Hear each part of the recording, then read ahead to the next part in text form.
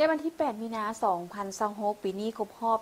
116 ปีวันแม่หญิงสากลเป็นวันที่สำคัญสากลที่ประเทศต่างๆในทั่วโลกได้พร้อมใจกันจัดกิจกรรมเพื่อระลึกถึงบทบาทและผลงานอันสำคัญของแม่หญิงในทุกด้านพร้อมทั้งส่งเสริมความเท่าเทียมหญิงชายและการคุ้มครองสิทธิของแม่หญิง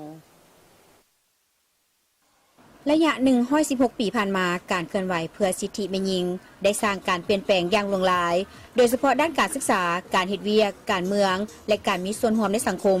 แม่หญิงหลายล้านคนได้ก้าวขึ้นมาเป็นผู้นำนักวิชาการนักธุรกิจและผู้ประดิษฐ์คิดค้นที่มีส่วนสำคัญในการขับเคลื่อนประเทศและโลกให้ก้าวหน้าสำหรับอยู่สาธารณรัฐประชาธิปไตยประชาชนลาวบรรดาองค์การสถาบันและชุมชนต่างๆได้จัดกิจกรรมหลายรูปแบบเพื่อเป็นการเชิดชูคุณค่าและศักดิ์ศรีของแม่หญิงลาวที่ได้ประกอบส่วนอย่างโดดเด่นในการพัฒนาชาติแม่หญิงลาวในยุคใหม่บ่เพียงแต่มีบทบาทในครอบครัวเท่านั้นหากยังเป็นกำลังอันสำคัญในแขนงการต่างๆวันที่ 8 มีนาเป็นวันที่มีความสำคัญและความหมายต่อเอื้อยน้องแม่หญิงเฮ็ดให้แม่หญิงมีความภาคภูมิใจต่างก็ได้ให้ทัศนะถึงภาระบทบาทในการมีส่วนร่วมพัฒนาตนเองประกอบส่วนเข้าในการสร้างสรรค์พัฒนาประเทศชาติในแต่ละระยะวันที่ 8 เดือน 3 นี้เป็นวันแม่หญิงสากลนี้ข้าพเจ้าได้ทราบซึ้งและก็ได้เกิดเป็นแม่หญิงลาวในภายในประเทศลาวของพวกเขาที่ว่าณปัจจุบันนี้ถือว่าการพัฒนาของเอ้ยน้องแม่หญิงเฮาเนาะที่ผ่านมานั้นก็ได้พัฒนามาตลอดโดยเฉพาะเอ้ยน้องแม่หญิงลาวอยู่ภายในและต่างประเทศเนาะก็ถือว่าได้มีการพัฒนาอย่างต่อเนื่องนาว่ามาฮอดปัจจุบันนี้แม่หญิงเฮานี้ก็ถือว่าได้เป็นหลักเนาะได้เป็นหลักในครอบครัวหนึ่งหรือองค์กรหนึ่งเนาะแม่หญิงเฮานี่ก็ถือว่าได้เข้มแข็งว่าสันสาเนาะได้เข้มแข็งผ่านมาและฮอดปัจจุบันและเอ้ยน้องแม่หญิงเฮานี่ก็ถือว่าได้อดทนสู้สนเทิงว่าเอ้ยน้องแม่หญิงพวกเฮา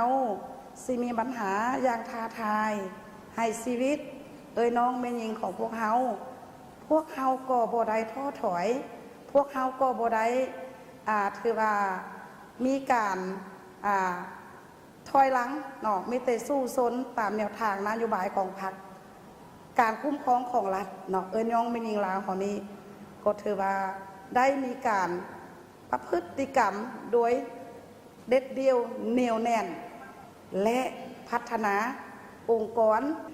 สะนั้นข้าพเจ้าขอภาคฝังที่ผ่านมาพวกเขาก็ปฏิบัติหน้าที่ต่อสู้บวาภารกิจทางคันเทิงเนาะเอ้ยน้องมายิงพวกเขาและภารกิจของส่วนตัวและครอบครัวเนาะและการองค์กรต่างๆการพัฒนาการค้าขายหรือว่าเปิดเป็นบริษัทหรือว่าเปิดการพัฒนาการศึกษาพัฒนาทรัพยากรมนุษย์ก็ถือว่าเอ้ยน้องมายิงพวกเขานี่ก็ได้หลายทานเนาะถือว่าในภายในประเทศลาวของพวกเขานี่ถือว่าเอ้ยน้องมายิงเขานี่ได้เด็ดเดียวเหนียวแน่นมีรักมันพอสมควรเป็นคนจริงที่อาศัยอยู่ลาว10 ปีแล้วเนื่องในโอกาสวันแม่หญิงสากล8 มีนาครบรอบ116 ปี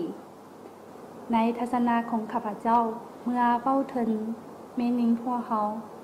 แม่งโชคดีที่การประกอบส่วนเขาทุกเบียกงานที่ได้ผลสำเร็จวันแม่หญิงสากล8 มีนาแมงวันสลืมสลงความสำเร็จในการประกอบส่วนของแม่หญิงในสังคมการแก้ไขปัญหาสงวางเดชความแตกต่างระหว่างเพศวันตั้งเก่าแมงวันที่สะท้อนไทยแห่งความก้าวหน้าความคืบหน้าเดสินค้าไทยต่างๆในทุกๆปีทั่วโลกสลืมสลงวันแม่หญิงสากลเลมีหลายประเทศอนุมัติให้เป็นวันพักราชการสลืมสลงวันแม่หญิงสากลให้เกียรติเกตผลสำเร็จของแม่หญิงเป็นการสนับสนุนเสมอภาพทางเพศเลแสดงให้เห็นความหมายความสำคัญของ สั่งความเข้มแข็งของแม่นิงในทุกคะแนนกัน การเฉลิมฉลองครบรอบ116 ปี